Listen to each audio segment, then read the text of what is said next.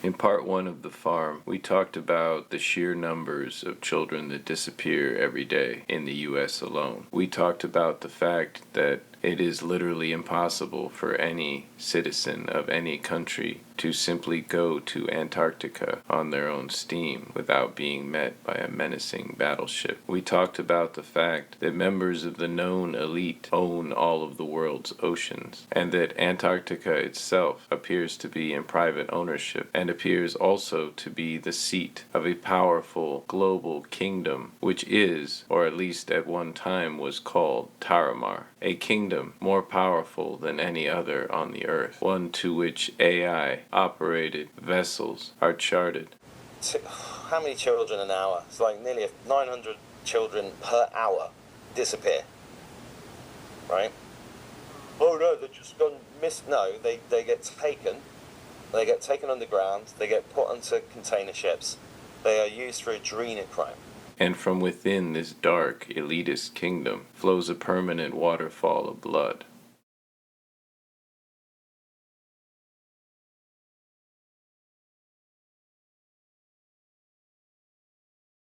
Before we go further, I'd like to highlight a moment from this exchange between Candace Owens and Russell Brand. When I moved down here and Tennessee, and I was like, okay, well, I want to start to grow stuff. Like, I'm from New York City. I want to learn to, like, grow vegetables. And kind of went outside and realized I had no idea how to do that. I had no idea what agricultural zone I was in. I didn't know what could grow. And I said, and this is advanced civilization, I can't feed myself. I don't know how to grow and drop a seed down. And then this older woman who's got like 26 grandchildren helped me, and she's like, you just put the seeds in the dirt and here's what grows here. And just this spiritual awakening that I had, that I was an absolute idiot. You know, for all the fancy things living in New York City, okay, if the electricity went out, they would die. They would all die, okay? And they are the brightest minds. Oh, they're so bright. They're so smart. They have these cars, you know, these cars that can drive by themselves. Oh, so you're saying they can't drive? Like, you know, so the people, we're going to get to a place where we don't know how to drive. We don't know how to grow our own food. We don't know how to take care of our own children. I mean, even the idea, this is another thing I thought about recently, obviously, because I'm exclusively breastfeeding my infant. Think about the fact that they created this environment where women are paying, right, going to the store and paying for formula. And this is now a household expense, right? Formula, because it's easier. You'll be able to get to work. And that's something that your body just produces for free. I mean, we're really quite dumb. If you spend a lot of time thinking about it, we're idiots. Our grandparents were smarter than us. Think about this all the time. My grandfather could go outside. He knew every, you know, this grows here, that's poison. He could look at it and tell you if you had a burn, a cut. He knew what he could pull and fix. And we have none of that knowledge because we've given it to these gods, these doctors. And what do we get for it? We get vaccines. We get kids that have never been sicker. You're telling me that society has advanced and kids are allergic to oxygen? I mean, I'm being facetious a little bit, hyperbolic, but these kids are allergic to everything. They're like peanuts and tree nuts, and now they can't allow C nuts and D nuts. And I'm going, okay, kids are allergic to everything, and you're telling me that this is because there's been medical advancements. Women don't know how to feed their own children, and I stopped reading the internet of telling me how to do it. I'm like, why am I asking the internet, like, how often I should feed my infant? This is so weird. I'm in some weird simulation where we've let go of our instinct, our divine instinct. And so, no, I actually think this is not progress, and I think that when you get these tech lords that come in and tell you how great it's going to be when your car is going to be able to drive itself, I just think, no thank you. Excellent. No, thank You're you. describing degeneration. Degeneration, almost by definition, is a decomposition down to the smallest unit. That's what happens when things degenerate. If you degenerate down to the level of the individual, you have no cohesion, you have no elders, you have no wise woman that's going to tell you how to grow vegetables and to encourage you how to look after your children. No multi-generational relationships, no true family, no community.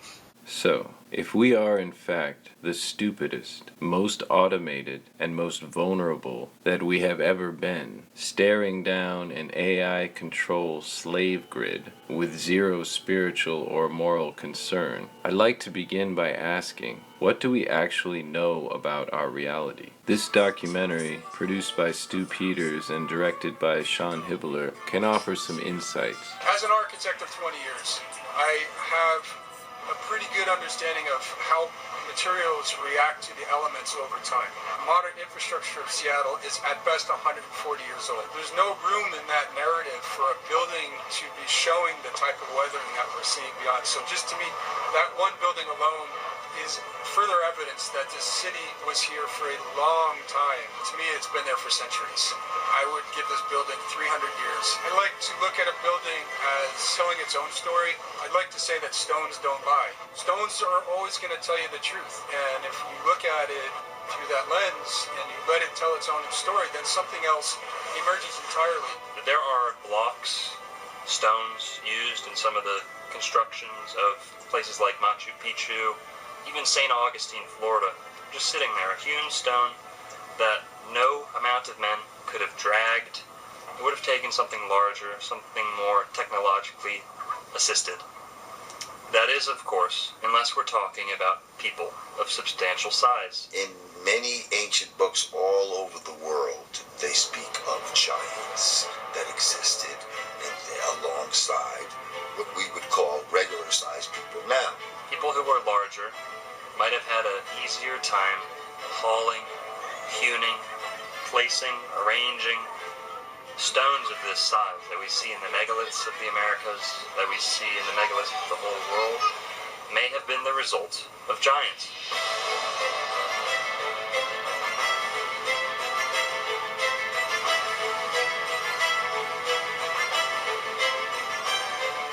If you're using critical thinking, it just doesn't make any sense as to why build at such a large scale for people our size. That's the weirdest part, is when you have doorways in random buildings that are too big. They're 20 feet high. Why would you build a door frame that's 20 feet high for a population that is so small? Why would a regular-sized human, not just why, but how would a regular-sized human make something so massive? It just boggles the mind. Why do 6-foot men and 5-foot women need that? We don't do that. We build door frames that are proportionate to our size. They're just absolutely huge. Why? Does that make sense? No sense whatsoever. Church is exactly the same now, just massive doors. Just like you go through a little door here to get in. I noticed when I was in Europe last, they had some doors that took photographs of the lock on the door was up here. Yeah, it's all the people. You have these door frames that are in stone. You can't take them away. They're 20 feet in the air or taller. And then you have our door frame that we build inside of the door frame so that we fit through normally. We're much shorter than they were as a civilization. Think about it. You'd have to be a fucking moron to build a door that's 30 or 40 feet high if you're 6 foot tall and you can't even reach the doorknob. Across this plain, we find much evidence, abounding evidence of giants, not only in the major city centers of this world, but in the burial mounds and ancient ruins of the old world. And what you find around the major city centers is giant doorways.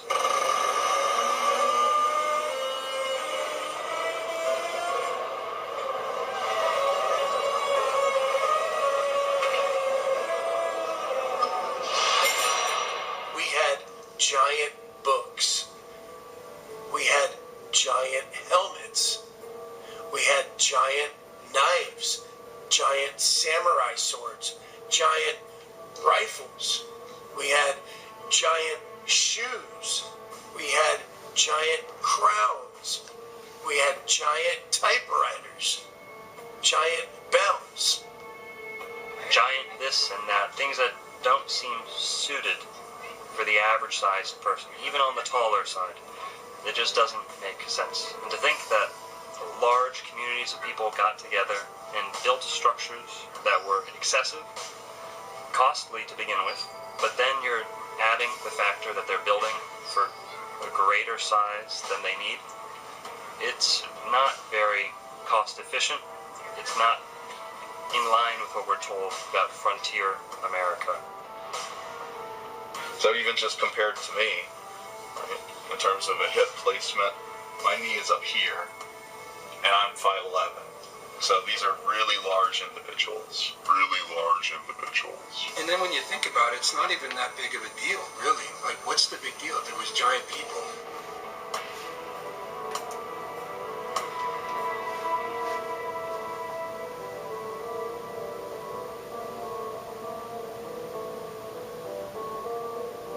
I mean, I've seen some of the unearthings of skeletons of giants and all this type of shit. Like, and what's so funny is, you know, people will dismiss giants even though there's a myriad of evidence to, at the very least, suggest that they existed, right? But there's nothing that would even suggest that dinosaurs fucking existed. And y'all motherfuckers believe in that, okay? If you were to find giant bones like that. Oh, give me that. That's yeah. That's the femur of a velociraptor. Get the fuck out of here. This is bullshit. The Smithsonian Institute has the bones. They found this at Cahokia. And there are articles saying that they took these bones from St. Louis area and put them in the Smithsonian Institute. They're not telling us that they have them, when really we know they're either in the basement or they destroyed them or threw them away. There's so many news articles from the 1800s and the early 1900s of them destroying or disposing of these bones into the ocean. They had to cover it up. There's no room for giants in their new world, and they have to lie to us about it. They had to write the storybooks telling us that we came from monkeys. I think everything was bigger. I think everything was much bigger. I think there was more oxygen in the air. The trees were much bigger. The places were much bigger. They were better. They had all the technology. These people may have left or may have been killed off. My opinion is that they went for more land. I don't think they're allowed to be here. I think this is all an operation to repopulate this place and to be controlled by the leaders, so-called leaders. If you go back to the biblical scriptures, when the Nephilim came about from the fallen angels breeding with the daughters of men, they bore giants. It's in black and white, it tells you that.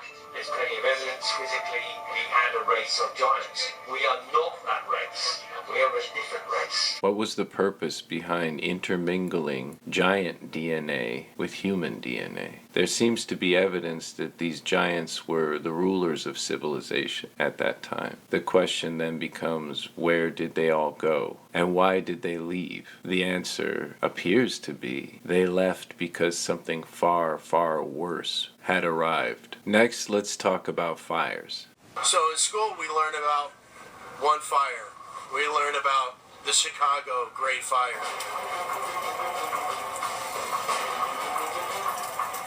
In the case of the Great Chicago Fire, there was a lot of fanfare over Mrs. O'Leary's cow kicking over the lantern. The legend is that Mrs. O'Leary's cow in a barn kicked over a lantern, and that caused the entire fire. And poor Mrs. O'Leary and her family had their lives ruined because of this. We only learn about Chicago.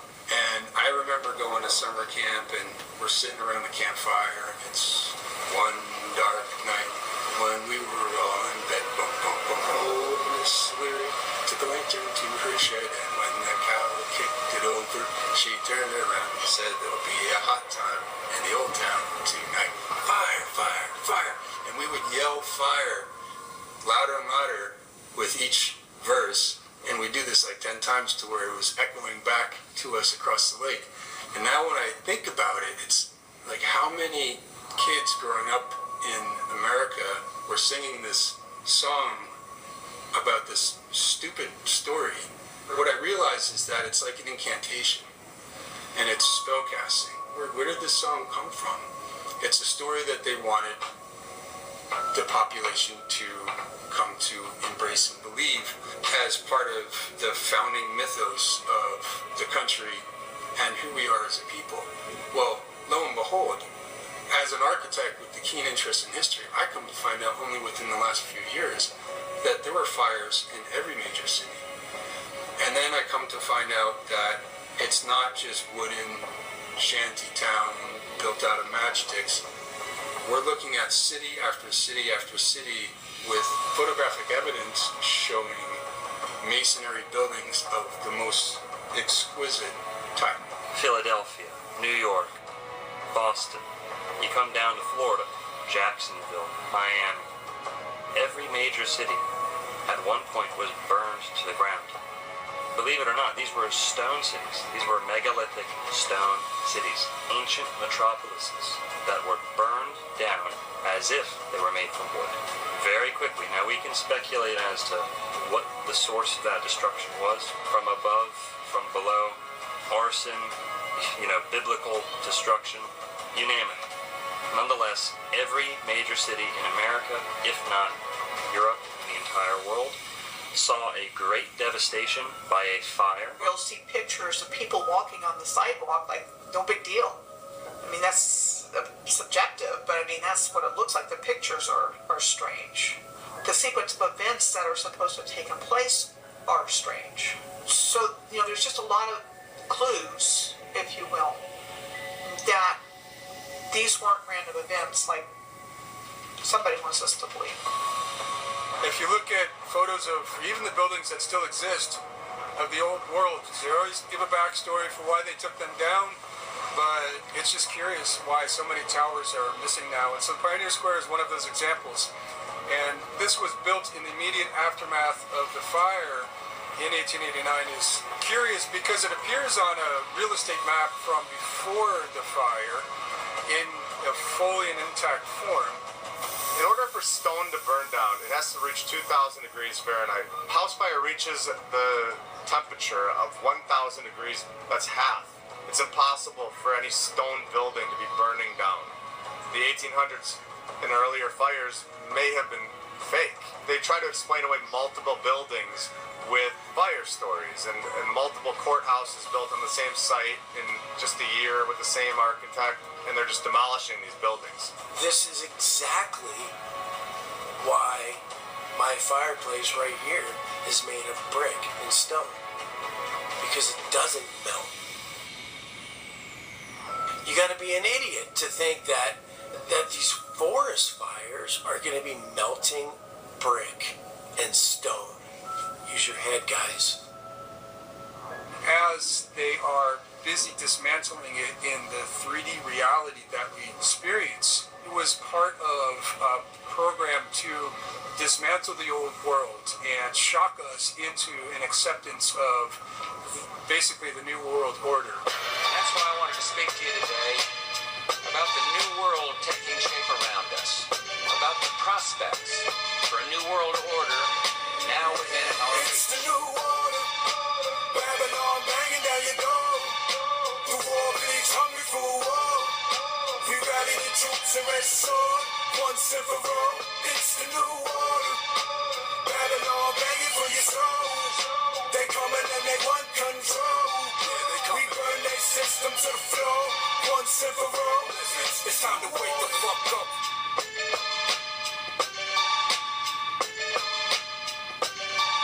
So you had what I would call the reset of history according to a very specific narrative. I mean, it didn't change very much. And using the media like they do today to publish it, print it, this is what happened, these are all the details, these are all the people involved, we got it down on record. So again, they're saying, okay, everything was built out of wood, like a Hollywood movie set. Didn't hold up, it caught fire. So we came in and we built all of these beautiful structures to make sure they wouldn't burn down again. And that is told repeatedly. You look at any major city, they suffered this same fate. And I don't think it's a simple matter of, oh, they were just so stupid. They didn't know. They put candles all over the place and let their cities keep setting on fire. The stone courthouses, the stone banks, into smithereens. Now in Jacksonville, we actually had a fire where there are first-hand accounts of people who were escaping the fire, and once they thought they had escaped to a safe distance, were watching the fire, because that's what people used to do back then. Wasn't much of a fire department. They just said, well, it's burning, just time to take photos and watch. And what they actually did was they were sitting up on a hill watching Jacksonville burn. They said that things on their persons started spontaneously combusting. Pocket watches, buttons, things that were made of certain materials were combusting. This was happening back in the late 1800s, early 1900s. Cities would spontaneously combust with no sufficient cause, no suitable explanation. But they're in a covered carriage. What happens? Materials on their body are still spontaneously combusting, out of nowhere, sparking into flames. Now, how could that be the case if this is a local fire spreading to anything that it touches? These people were hundreds of yards away, if not more, from the fire. There weren't embers falling on them that they couldn't see, because like I said, they were already in the cab.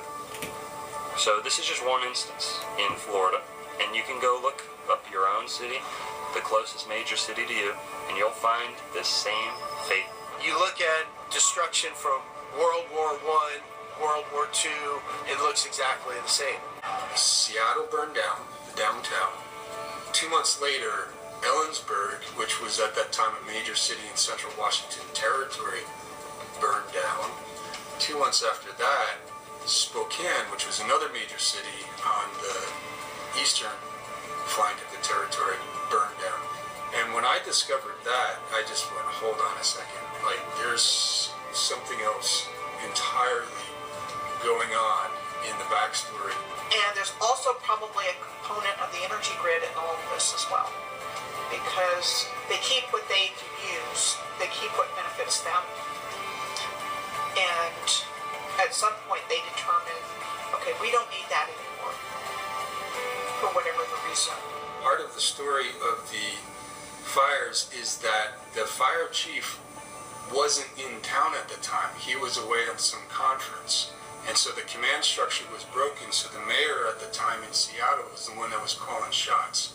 And he was making decisions that they should go in and make what they call fire breaks between buildings, meaning actually bringing dynamite into buildings and blowing them up. And that's acknowledged. And that's acknowledged in Boston, the Boston fire, in city after city, what's called a tactic to contain fires. And then they often say, well, look back and, in retrospect, maybe it wasn't the best idea. Well, what was causing these fires and what was causing this type of damage in the first place needs to be examined. So when you have a broken command structure and somebody else is calling the shots, that's really curious to me because that's the same thing that happened in Lahaina. The wildfires that swept through Maui are the deadliest in U.S. history in more than a century. On social media, people are speculating about what could have caused the fires. One trending theory is that the fire started due to an attack from a directed energy weapon. They're weapons like lasers that use energy fired at the speed of light to damage or destroy targets. According to the U.S. Government Accountability Office, many countries, including the U.S., are researching their use. Yeah, they flipped the police chief Pelletier, who was from the Vegas shooting. And the fire was blowing so fast, the wind, it said it moved 1 mile in 10 seconds. I would think in my head could move 1 mile in 10 seconds. Some kind of boom one time, the whole place. With the fires from Maui, I've got in my head, these rows of cars that are just completely burned. Honestly, none of it looks like a fire. It looks like it's been destroyed with like some weapon or something from an angle. Just completely destroyed by a direct energy weapon. Just buildings sliced in half.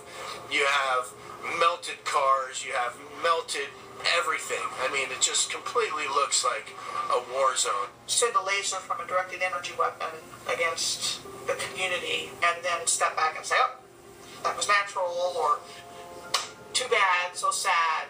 And all those people are left homeless and they don't get any help. And people aren't being allowed to get out of there. When it's happening, they're jumping in the water and poof, and everything looks like, cars are burned out. How powerful are these weapons? And when did they truly originate? Note that the damage caused by these traditional historic fires, like San Francisco, Chicago, every major city, really, as well as the devastations of World War II, appear to have the same visible earmarks as the fires in Lahaina. In some cases, it becomes irrefutable. So, is technology a part of human innovation, or are humans being manipulated to embrace technology as their own, when technology itself appears to have existed long before we were aware of it, in an unchanging capacity? Where did this technology come from, if not from humans? The answer: this technology belongs to our masters, that is, our farmers, or even more accurately, our butchers. The populating of the Americas was not as authentic, organic, as people might have been led to believe. There was a large system of what people have termed orphan trains, incubator, baby farms. A lot of these were housed, hubbed in World's Fairs. You had incubator babies at the World's Fairs. Buy an Asian baby, buy a Filipino, buy an African baby. I think part of it was repopulation. I think part of it was early child trafficking. Premature children were in these incubators. You see pictures of these, nurses in their uniforms in a room filled with baby incubators, with people paying admission. With our increased awareness today, we've got things like Planned Parenthood and other things going on. There are companies that mail kids. There's a bit on my business where somebody can place an order for a child based on my color or whatnot, and they get delivered. That's not good. And I think it's the same idea that there's this harvesting of humans going on without our knowledge and awareness, and unspeakable things happening to children that got its start very early on because the same families are behind it. When COVID started, I felt like I was standing up trying to wake everybody up and like, come on, do you not understand what's going on? And then after a very short period of time, I was like, they're not listening, because this war really is about 22,000 children have gone missing every single day since the Second World War. That's 1 billion souls. That's official statistics, which means it's a lot more than that, right? And that is all to go into the adrenochrome trade, which is the biggest industry on earth. Behold the empty cities. This is in fact impossible. You cannot empty out a city at any time. These empty townships and cities bespeak a mass human harvesting, and these orphan trains represent its replacement. If the same families have always been behind it, that is, the same families who own Taramar, aka Antarctica, and the world's oceans, the same families who allegedly rule over our physical realm. These people have dark intentions, perverse proclivities, and what we can only describe as inhuman motives. So if these motives aren't human in origin, then whose motives are they? Mark Atwood had an interesting breakdown on this subject, quoting Carlos Castaneda. We have a predator that came from the depths of the cosmos and took over the rule of our lives. Human beings are its prisoners. The predator is our lord and master. It has rendered us docile, helpless. If we want to protest, it suppresses our protest. If we want to act independently, it demands that we don't do so. I have been beating around the bush all this time, insinuating to you that something is holding us prisoner. Indeed, we are held prisoner. This was an energetic fact for the sorcerers of ancient Mexico. They took us over because we are food for them, and they squeeze us mercilessly because we are their sustenance. Just as we rear chickens in chicken coops, the predators rear us in human coops, humaneros. Therefore, their food is always available to them. No, Carlos replies. This is absurd, Don Juan. What you're saying is something monstrous. It simply can't be true.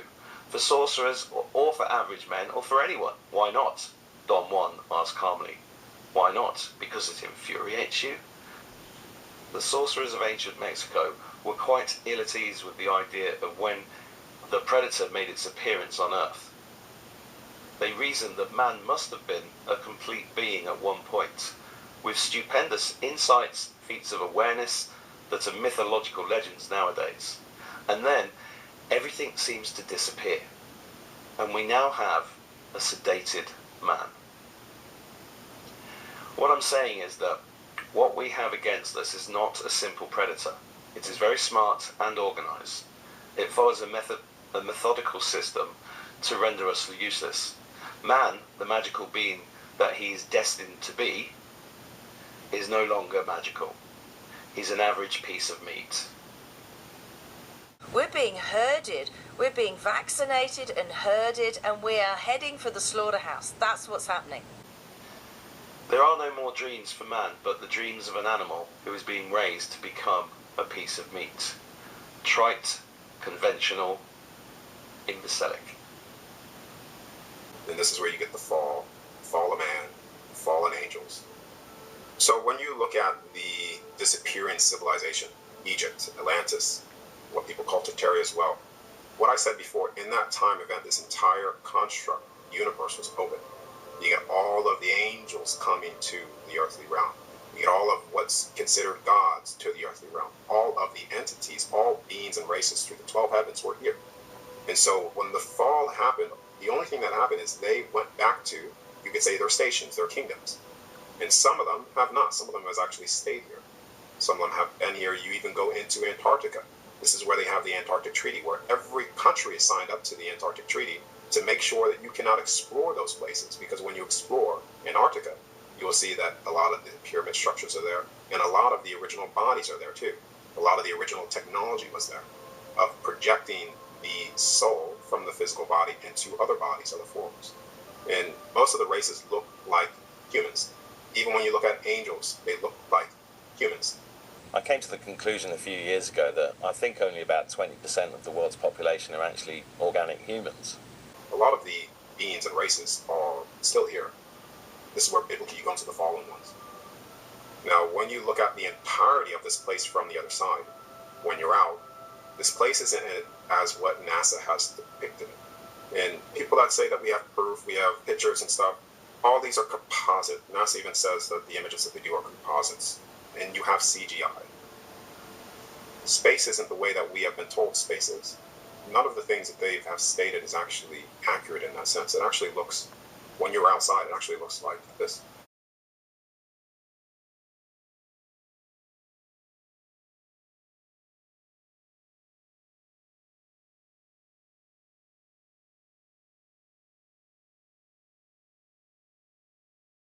This time that we're in now, which is really the time of revelation. I mean, we're at the end of the Hopi prophecy of the eagle and the condor, which is when dark and light have to kind of merge. You know, this time's been prophesied by multiple cultures for a very, very long time. And I knew that there was going to be a roundup. So, remember what this whistleblower said in the farm part 1. When we got to the moon, we found out a lot of surprises, okay? The Draco reptilians were already there, and we knew because we had probes when we went, non-manned probes that we sent around the moon. So we knew there were facilities on the backside. We knew a whole lot that people didn't talk about. But we were in a position where this moon is not a moon, okay? It's not your moon in the first place. Actually, this is not your planet.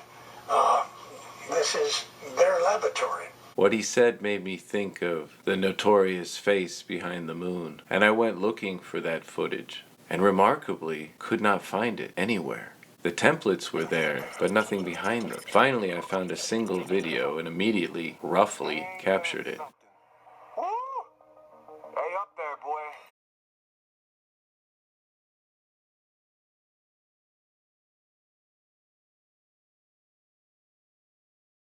And then, in real time, when I went back to review that same video link, it was gone. Please subscribe to continue this 10-part series with me. You are not crazy. You know you are not crazy. No matter how many people have tried to convince you that you are. Stand strong and trust the soul you were given. This show is for you. For Brandish Productions, this is Daddy Brandish.